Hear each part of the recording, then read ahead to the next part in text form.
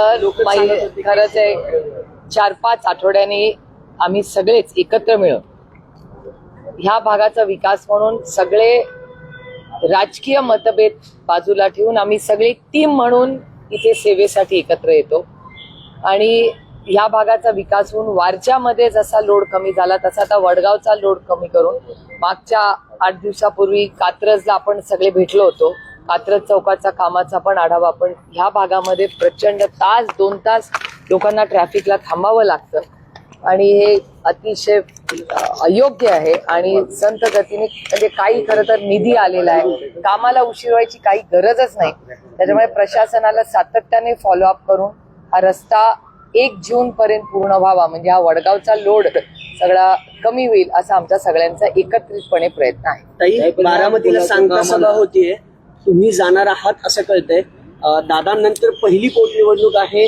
वहिनींचा प्रचार स्वतः रोहित पवारांनी देखील केला होता. काकूच्या प्रचाराला विचारलं, तुम्ही जाणार आहात? मला काल फोन आला होता की कुटुंब म्हणून प्रचाराला या आणि बहिणींचा ना आणि कुणाचा, कारण आम्ही पहिल्यांदाच राष्ट्रवादी काँग्रेस पक्ष शरदचंद्र पवारांनी हा निर्णय आम्ही सगळ्यांनी घेतला होता की वहिनींचं इलेक्शन हे बिनविरोध व्हावं आणि पहिली भूमिका आम्ही मांडली. त्यानंतर काँग्रेस आणि उद्धवजींचेही मी जाहीर आभार मानते की त्यांनीही सहकार्याचीच भूमिका दिली आणि आज महाविकास आघाडीच्या वतीने, कारण का मला काल फोन जेव्हा आमंत्रणाचा आला की नक्की या, तर कुटुंब म्हणून अर्थातच वहिनींसाठी हजर आहेच, पण त्याचबरोबर माझ्याही काही जबाबदाऱ्या आहेत, आमचे मित्र पक्ष आहेत. त्याच्यामुळे एक नैतिकता म्हणून मी काल काँग्रेसशीही बोलले, मी उद्धवजींशी बोलले, दोघांचीही सहकार्याची भूमिका होती आणि दोघांची भावना एवढीच होती की कुटुंब म्हणून तुम्ही जाणार असाल तर जा, आम्ही सगळ्यांनी पाठिंबा दिलाच आहे. त्याच्यामुळे महाविकास आघाडीच्या वतीनेही शुभेच्छा मी देईनच, कारण का आम्ही सगळ्यांनीच त्यांना सहकार्याची भूमिका, हे इलेक्शन बिनविरोध व्हावं ही काँग्रेसचीही भूमिका आहे, ही उद्धवजींचीही भूमिका आहे आणि राष्ट्रवादी काँग्रेस पक्ष शरदचंद्र पवारांचीही आहे.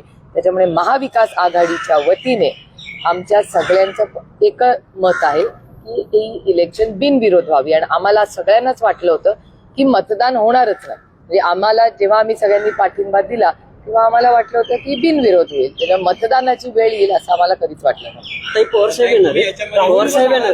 पवारसाहेब रिच कॅन्डी हॉस्पिटलमध्ये आता आहेत, त्यांच्या काही टेस्ट चालल्या आहेत, त्यामुळे त्याच्यानंतरच क्लॅरिटी. राष्ट्रवादी काँग्रेस पक्षातून तुम्हाला बाहेर काढलं किंवा पक्ष फोडला हे सगळं आधी आपण पाहिलेलं आहे. त्याच राष्ट्रवादी काँग्रेसच्या पक्षाच्या उमेदवारासाठी तुम्ही आज प्रचारामध्ये झाले, म्हणजे तुमचं जे आधीचं वैर होतं किंवा जो काही वाद होता तो आता मिटलेला आहे का या निमित्तानं? एकतर माझे कुणाशीच, म्हणजे मी हे भारतीय जनता पक्षाबद्दलही बोलते की माझे मतभेद आहेत, कालही होते, आजही आणि उद्याही राहतील, पण माझे मनभेद कुणाशीच नाही. काही गोष्टी जबाबदारी म्हणून आयुष्यात करायच्या असतात. आज महाविकास आघाडी बिनविरोध पाठिंबा आम्ही बहिणींना महाविकास आघाडी म्हणून आम्ही दिलेला आहे, तो दादाला श्रद्धांजली म्हणून दिला.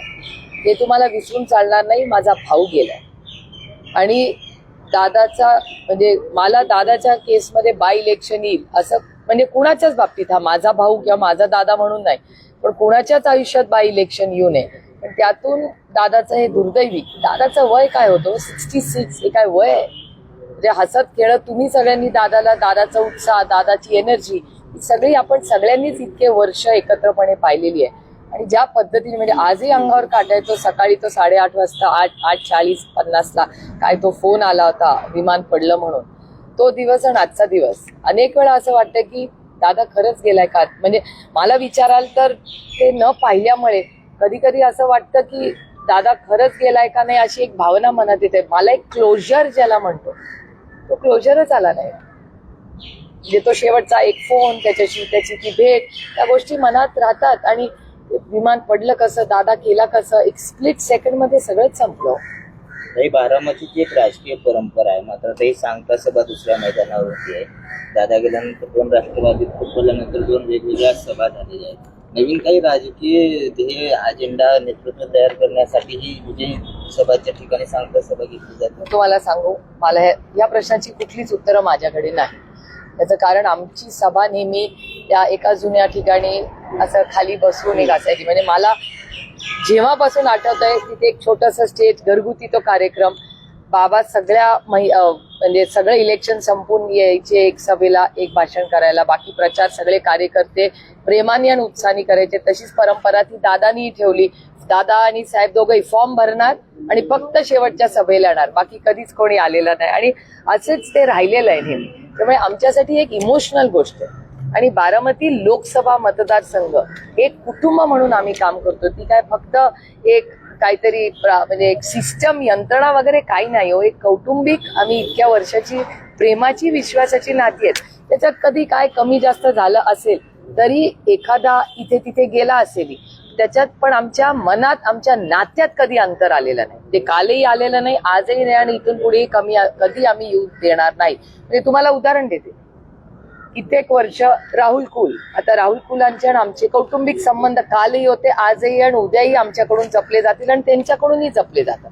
त्यामुळे आमची वैयक्तिक संबंध आम्ही आमच्या राजकारणात कधीच येऊ दिले नाहीत. आणि जेव्हा विकासाचा विषय येतो तेव्हा आम्ही कधीही या मतदारसंघात, मी स्वतः 20 वर्ष लोकप्रतिनिधी म्हणून काम करते, कधीही आम्ही पक्ष येऊ दिलेला नाही. इलेक्शनमध्ये टोकाची भूमिका एकामेकाच्या विरोधात जोरात लढू, पण एकदा निवडून आल्यानंतर आम्ही सगळे आमच्या भागाचा विकास आणि लोकांची सेवा एवढंच करून आम्ही सगळे एकत्र मिळून काम करतो. त्यामुळे आणि बारामतीत आज मी वहिनी दादा गेल्यानंतरची ही सभा आहे. त्याच्यामुळे मला विचाराल तर मला हे खूप म्हणजे अंतःकरणातून दुःख तर आहेच, पण खूप जड अंतःकरणाने बारामतीला मी जाते. कारण माझा भाऊ गेलाय, माझा भाऊ गेल्यानंतर ही परिस्थिती आज आलेली आहे. त्याच्यामुळे आमच्यासाठी हा खूप म्हणजे खूप दुःख देणाराच हा दिवस आहे. महिला आरक्षणावरून तुम्ही काल म्हणजे ममता बॅनर्जी देऊ शकतात, मोदी काय, चंद्रकांत पाटील असे म्हणतात की तुमचं अज्ञान आहे, कारण स्थानिक स्वराज्य संस्थेत आम्हीही देतोय. विधानसभेत, लोकसभेत देताना त्याला ठराव मंजूर करावा लागेल बहुमताने. आणि मुख्य म्हणजे तुमचेच नेते म्हणजे उद्धव ठाकरेंच्या जे माजी खासदार होत्या, प्रियंका चतुर्वेदी असतील, किरण बेदी, या कुठं राजकीय आहेत, त्याने फक्त हा जो सगळा जो आक्रोश मोर्चा आहे महिलांचा, जो विरोधकांसाठी, असं त्यांचं म्हणणं. नाही, ठीक आहे, ते खूप वरिष्ठ नेते आहेत, त्याच्यामुळे त्याच्यावर मी काही बोलणार नाही. आणि माझ्यावर जे संस्कार झालेत, आपल्यापेक्षा वयाने आणि पदाने एखादा माणूस मोठा असतो, त्याच्यावर आपण काही बोलायचं नसतं. पण काही वास्तवतेच्या गोष्टी मी तुम्हाला सांगितल्या पाहिजेत. माझी प्रेस कॉन्फरन्स कालची ही माननीय मुख्यमंत्र्यांनी काही स्टेटमेंट्स केली, ते पत्रकारांनी मला विचारले. त्याला मी फक्त दिल्लीत मी असल्यामुळे, दिल्लीत जे काही 3, 4, 5 दिवस झाले त्या सगळ्या प्रक्रियेत मी 24/7 होते. आणि माननीय मुख्यमंत्री असं म्हणाले की 33% आरक्षण देऊ शकतो, पण आपण पक्षात देऊ शकत नाही. याचं कारण मग समोर पुरुष उभा राहिला तर वगैरे असं काहीतरी ते बोलले. त्याच्यावर माझं म्हणणं असं होतं की जर एवढंच द्यायचं असेल महिलांना आणि एवढं भारतीय जनता पक्षाला मनापासून महिलांना 33% आरक्षण द्यायचं असेल तर एक तर कोणी त्यांना थांबवलेलं नाही. आम्ही भारतीय जनता पक्षाबरोबर मतदान एकत्र एका मताने 23 सप्टेंबर 2023, आय रिपीट, 21 सप्टेंबर 2023 ला लोकसभेमध्ये एका मताने महिला आरक्षणाचं बिल पास झालेलं आहे. त्याच्यामुळे 2024 मध्येही 33% आरक्षणाचं बिल, त्याची अंमलबजावणी होऊ शकत होती. म्हणजे 543 मध्ये 33% महिलांना द्या. आम्ही त्या दिवशीही राहुलजीही बोलले, प्रियांकीजी बोलले, डिंपल यादव, अखिलेश यादव, अमोल कोल्हे, भास्कर, आमचे बगरे सर, सगळ्यांची भाषणं तुम्ही काढून बघा. सगळ्यांचं एकच मत आहे की तुम्ही आत्ता हे बिल पारित करा. आम्ही आज नाही, आज रात्रभर बसायला तयार आहोत. तुम्ही अंमलबजावणी करा. तर का भारतीय जनता पक्ष करत नाहीये? आणि बिल 23 मध्ये पास झालंय.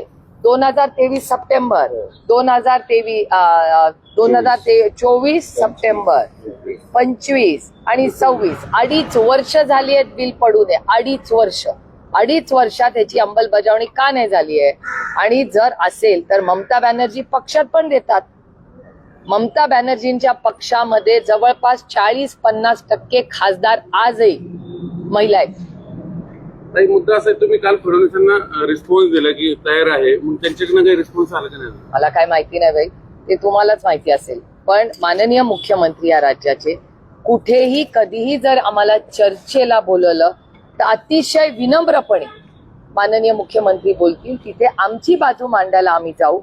माननीय मुख्यमंत्र्यांनी त्यांच्या सोयीने वेळ द्यावा, कारण आम्ही सगळेच दिल्लीमध्ये होतो. दिल्लीमध्ये काय घटना झाल्या, काय चर्चा झाल्या, काय घटना आधी झाल्या, क्रोनॉलॉजी पुरी आली पाहिजे की भारतीय जनता पक्षाने आम्हाला बोलून आधी काय सांगितलं, नंतर काय झालं, याच्यात किती तफावत आहे, किती अंतर आहे, त्या सगळ्या गोष्टी घडलेल्या आहेत ना. आणि on आज record- तुम्ही दोघे एकत्र येत आहेत, मग जागा वेळ ठरवून टाका. कुठे?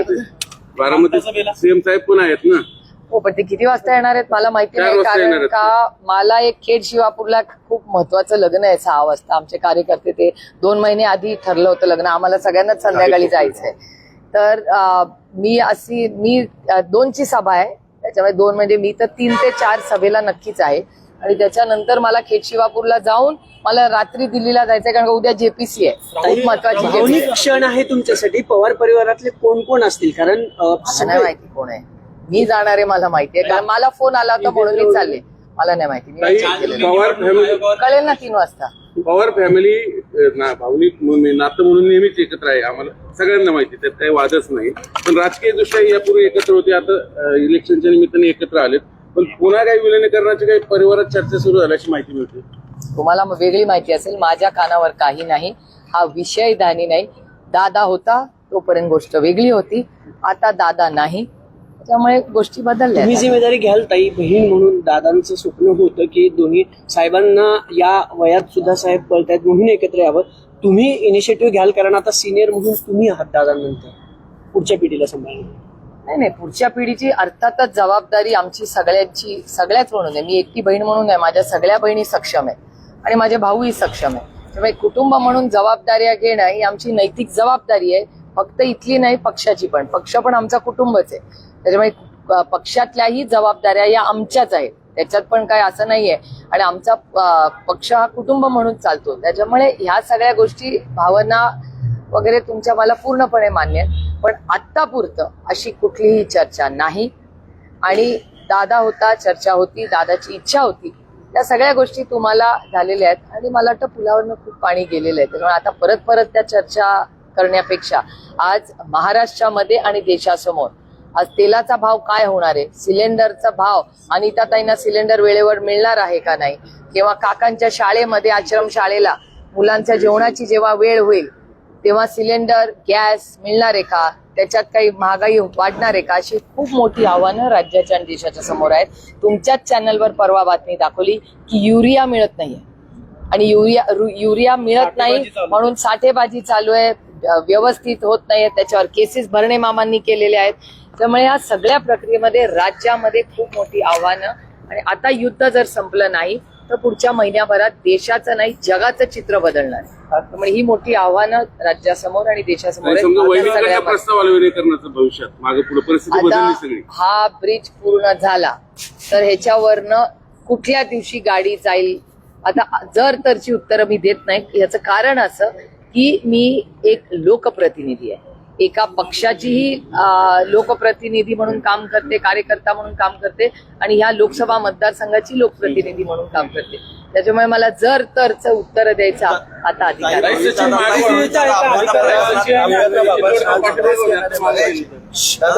या संपूर्ण मतदारसंघामध्ये आम्ही सगळे एकत्र मिळून काम करतो. जरी आमचे राजकीय विचार वेगळे असले तरी चांगल्या कामासाठी एकत्र येण्याची नेहमीच प्रयत्न, हे कैलासवासी यशवंतराव चव्हाणांनी जे आमच्यावर संस्कार केलेत ते पाळण्याचे एक प्रांजळ प्रयत्न आम्ही सगळे करतो. हे सगळे जे आमचे सहकारी आहेत, जे एका वेगळ्या पक्षात, एका विचारात काम करत असले तरी विकासाच्या कामासाठी एकामेकाचा हात धरून आपल्या भागाचा सर्वांगीण विकास कसा होईल याच्यासाठी जर ते मदत करत असतील तर त्यांचं मी मनापासून आभारी मानते. आणि सगळ्यांनी मिळून या भागाचा विकास करावा आमचा सगळ्यांचा. सचिन नेहमी असतो.